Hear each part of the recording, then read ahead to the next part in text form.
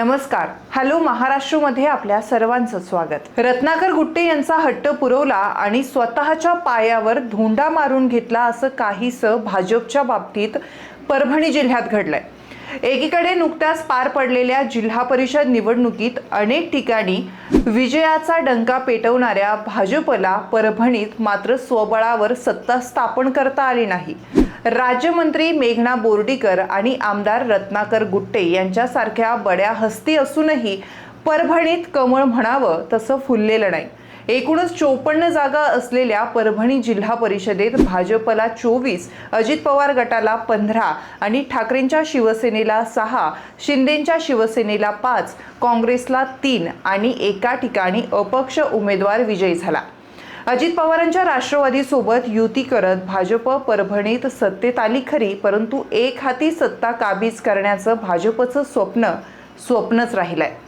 भाजपला एक हाती सत्ता का मिळाली नाही यामागची अनेक कारणं शोधताना एक नाव सर्वात आधी समोर आलं आणि ते म्हणजे रत्नाकर गुट्टे यांचं. खरं तर यापूर्वी पार पडलेल्या नगर परिषद महानगरपालिका निवडणुका रत्नाकर गुट्टे यांनी यशवंत सेनेच्या माध्यमातून लढवल्या होत्या, परंतु अपेक्षित यश न मिळाल्याने त्यांनी जिल्हा परिषद निवडणूक भारतीय जनता पक्षाकडून लढवण्याचा निर्णय घेतला. एवढंच नाही तर पक्षाचा सहयोगी आमदार असल्याने त्यांनी AB फॉर्मचा सुद्धा आग्रह धरला आणि भाजपनेही तो मान्य केला. भाजपचा पहिला पराभव हा इथेच झाला होता. पक्षाचा AB फॉर्म गुट्टे यांच्याकडे देणं ही भाजप नेतृत्वाची मोठी चूक ठरली. उमेदवारी देताना रत्नाकर गुट्टे यांनी अनेक ठिकाणी घोळ घालून ठेवला. गुट्टे यांनी निष्ठावंतांना डावललं आणि स्वार्थी लोकांना संधी दिली अशी चर्चा सुरू झाली. रत्नाकर गुट्टे यांनी 2 टर्म पंचायत समिती सदस्य, 2 टर्म जिल्हा परिषद सदस्य असणाऱ्या श्रीनिवास मुंडे आणि इतर भाजप निष्ठावंतांचं तिकीट कापलं आणि त्यांच्यावर अन्याय केला अशा चर्चा परभणीत सुरू आहेत. त्यातच आणखीन एक गोष्ट म्हणजे अल्ताफ शेख नावाच्या उमेदवाराला रत्नाकर गुट्टे यांनी भाजपची उमेदवारी दिली. तसं पाहिलं तर परभणीत मुस्लिम मतदार हा जास्त असला तरी मुस्लिम समाज आजही भाजपच्या पाठीशी म्हणावा तसा उभा राहत नाही, हे सुद्धा तितकंच खरंय. असं असूनही गुट्टे यांनी मुस्लिम उमेदवार देण्याचा आपला हट्ट पूर्ण केला आणि पक्षाचाच घात केला.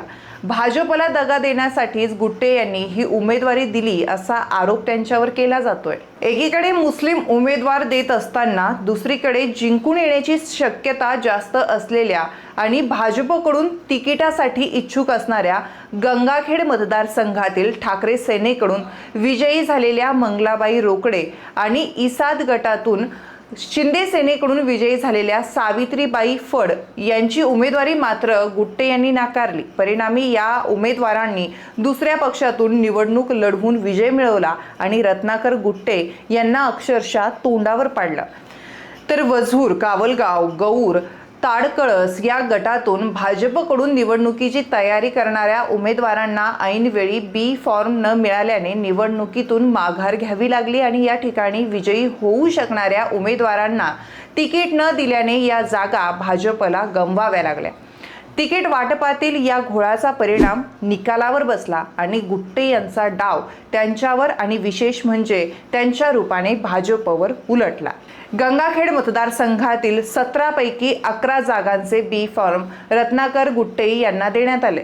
गुट्टे यांनी उभे केलेल्या भाजपच्या 11 उमेदवारांपैकी फक्त राणी सावरगावकर गटातून अल्ताफ सय्यद, कोदरी गटातून पार्वतीबाई मुंडे, बनवस गटातून शांती स्वरूप जाधव आणि महतापुरी गटातून कुशावर्ता पोले विजयी झाल्या. म्हणजेच काय, 11 जागांपैकी केवळ 4 उमेदवार विजयी झाले. निवडणुकीच्या निकालानंतर रत्नाकर गुट्टे यांनी भाजपला दगा दिला अशी चर्चा लोकांमध्ये. गुट्टे यांनी उमेदवारी देताना घातलेल्या घोळामुळेच भाजपचं परभणी जिल्हा परिषदेत एक हाती सत्ता मिळवण्याचं स्वप्न धुळीस मिळालं असं बोललं जात आहे. बाकी तुम्हाला काय वाटतं? परभणी जिल्हा परिषद निवडणुकीत रत्नाकर गुट्टे यांनीच भाजपचा गेम केलाय का? गुट्टे यांना जास्तीचं महत्त्व देणं भाजपला महागात पडलंय का? तुमचं मत कमेंट करा आणि हॅलो महाराष्ट्राला लाईक, शेअर आणि फॉलो करायला विसरू नका.